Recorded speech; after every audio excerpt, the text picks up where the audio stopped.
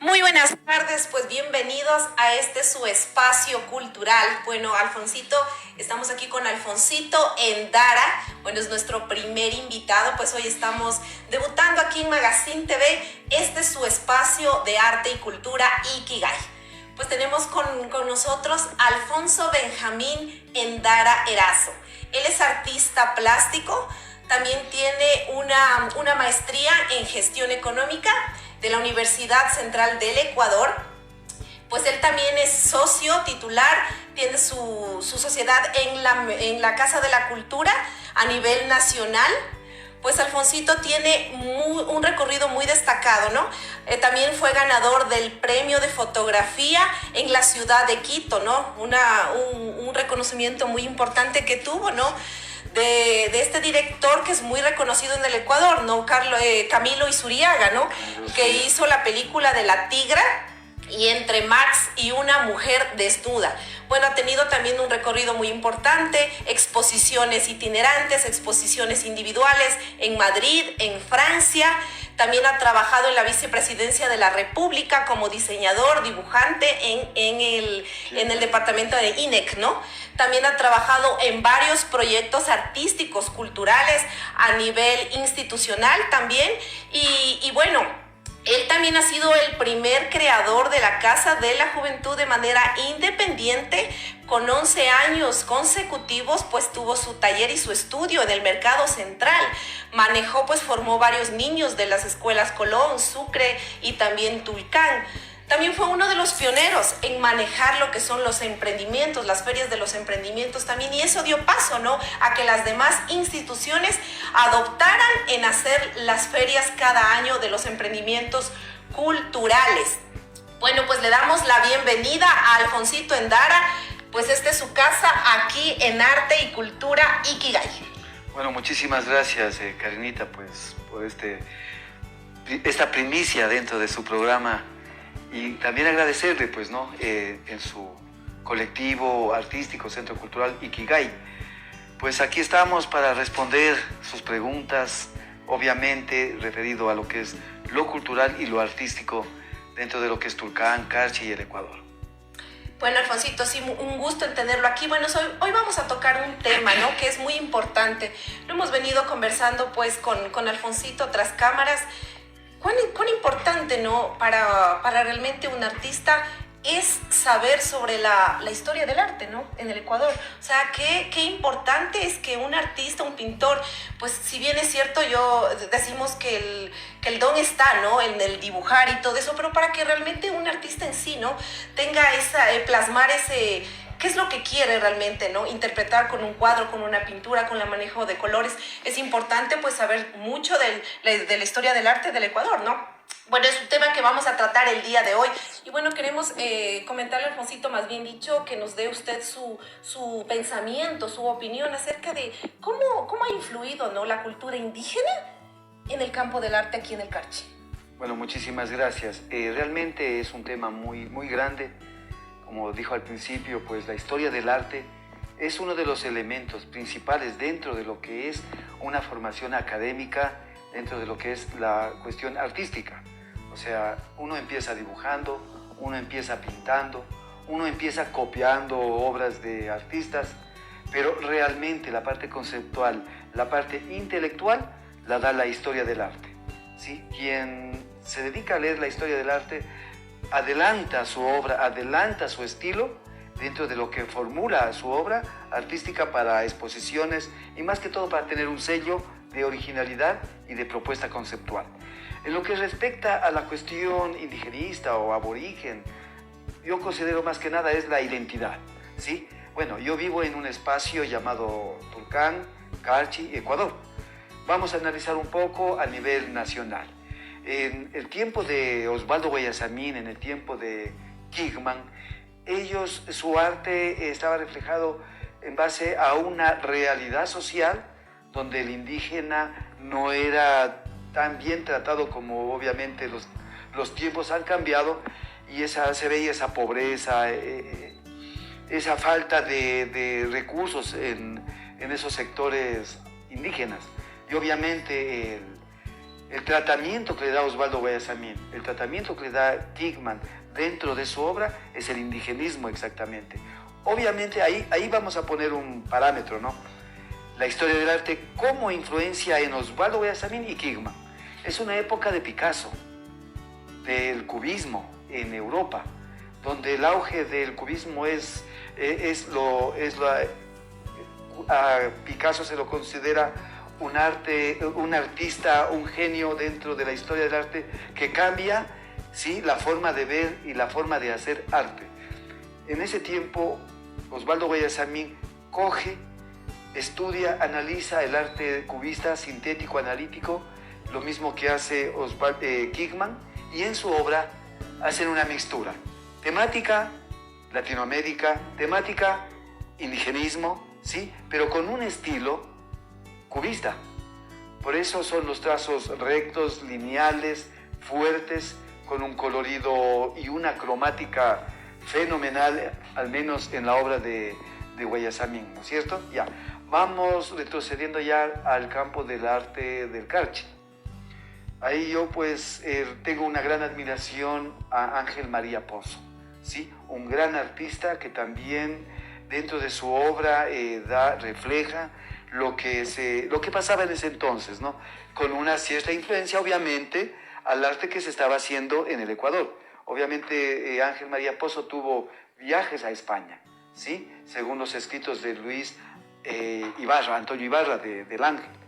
Le he estado leyendo, pues, y es interesante saber que Ángel María Pozo tuvo unos recorridos en Europa y su estilo, de igual manera, se deja influenciar del arte ecuatoriano, ¿sí?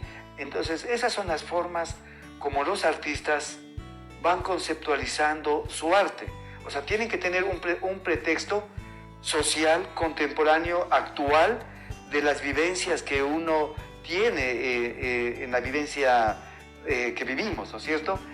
Y ellos dejan ya marcado en su obra un dato histórico, social, en su obra del arte. O sea, lo que el escritor escribe, el pintor, el artista, expresa mediante la obra un tiempo, ¿sí? O sea, hay que tomar en cuenta que el arte no es solamente un simple adorno o una copia, ¿sí?, sino más bien tiene que trascender conceptualmente, y es una amalgama de muchas cosas como lo conceptual, el estilo, la originalidad de cada obra. Claro, pero eso viene tras de un estudio, ¿no? De un estudio de la historia realmente del arte, ¿no? Usted, Alfonsito, o sea, ¿cómo consideraría una obra, como yo lo decía al inicio, pues una pintura? Podemos tener el don, ¿no? Como usted decía, el arte realmente no debería ser una copia, no deberíamos tener reflejar una propia identidad. Pero esto viene, ¿qué? Viene reflejado a través del conocimiento de la historia del arte, ¿sí? ¿Cierto? Entonces, un verdadero artista sería un conocedor de la historia, ¿cierto? Entonces, una persona que realmente de pronto copia o no tiene el conocimiento, ¿usted cómo lo designaría? Bueno, ¿cuál sería la opinión de usted con respecto a esto? Y me analizaría a mí mismo, ¿no es cierto? Yo desde mis 8 años vengo dibujando y pintando. O sea, de los 8 años soy un dibujante, de los 10, 12 años soy un pintor, que obviamente necesitaba almacenar en mi ser, en mi mente, técnicas, ¿no es cierto? Tuve la posibilidad de preparar el primer lienzo con mi abuelo Ángel Endara, quien me enseñó toda la alquimia de cómo preparar un buen lienzo.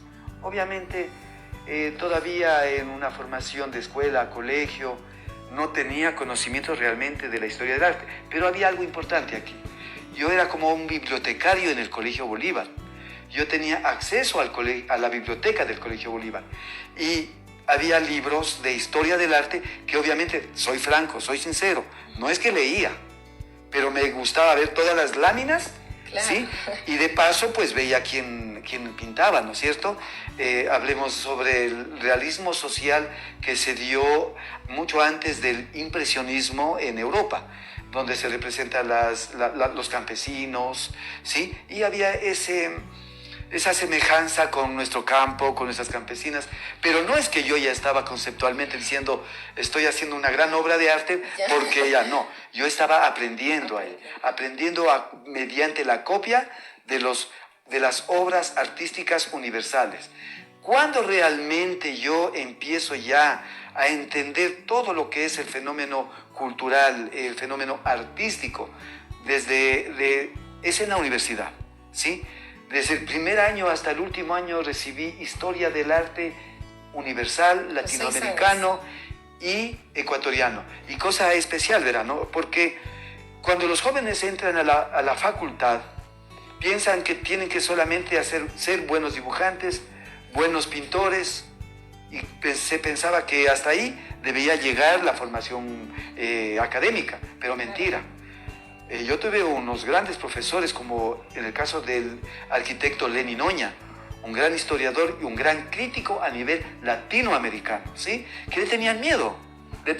Cada que recibían las clases de historia del arte, siempre era lo típico: no te preocupes porque en esa materia se quedan todos. Bueno, yo vengo de un colegio donde me exigieron estudiar. Seguí físico-matemático en el colegio, donde me exigían muchísimos ejercicios y tenía que pasar el año. ¿Cómo me iba a asustar por leer libros, por tener fechas, por saber las características de las obras, por saber las épocas de las obras, por saber diferenciar de un artista con otro artista dentro de un mismo estilo? ¿Sí? Por decirle, dentro del impresionismo, Edgar Degas, Monet, Manet, dentro del cubismo, Picasso, ¿sí? Del impresionismo mismo, Georges Seurat, retrocedamos mucho antes, cuando entendí que uno de los mejores artistas de la historia universal era justamente Velázquez, que todos los grandes artistas lo llamaban el maestro de maestros. Eso solo me enseña la historia del arte, ¿sí? Me enseña por qué pintan, qué época viven, qué técnica utilizaron, la composición, y de ahí aprendí algo más también, otro tips más aparte de la historia del arte. Qué importantes son las matemáticas dentro de la obra de arte. Imagínense, ¿solo quién me lo enseña? La historia del arte. Entender sobre la composición, simetría, asimetría, el equilibrio de masas, teoría del color, la cromática, bueno, la anatomía como tal, ¿no es cierto? ¿Para qué? Para recién, en pañales, recién empezar a coger un camino y coger un estilo y ser uno mismo. A la larga es como retroceder totalmente, pero ya con un entendimiento. Y dentro de todo esto, ¿cuál fue su mayor referente? Bueno, Vincent Van Gogh, ¿sí? Por el empaste, por la originalidad. Y claro, pues siempre se dice que el arte vale a veces más cuando han tenido una vida media especial. Pues obviamente Vincent Van Gogh tuvo una vida muy especial, pero él le marcó su originalidad porque él no trabajó para reyes, ni príncipes, ni gobernantes. Él trabajó porque él tenía esa necesidad de hacer lo que tenía que hacer, ¿sí? Él, en las cartas que le dedica al hermano Teo, que es un libro que lo tengo, y le escribe todo detalle. Le dice los colores, necesito estos colores, estoy pintando esto. Hay una obra sobre las patatas, que se llama, ¿sí? Los girasoles, bueno, una noche estrellada, y bueno. Y uno hace un análisis realmente hasta la parte psicológica del por qué pintaba así. Y como alguna vez él dijo, mi arte no está para la época que él vivía, está para después de un tiempo. O sea, él sabía que su arte no estaba para ser comprendida, entendida en ese tiempo, sino más bien, vea, mire, dése cuenta que hoy hay jóvenes que llegan al taller y me dicen, me gusta la obra de Vincent Van Gogh, y ese tiempo en cambio no les gustaba.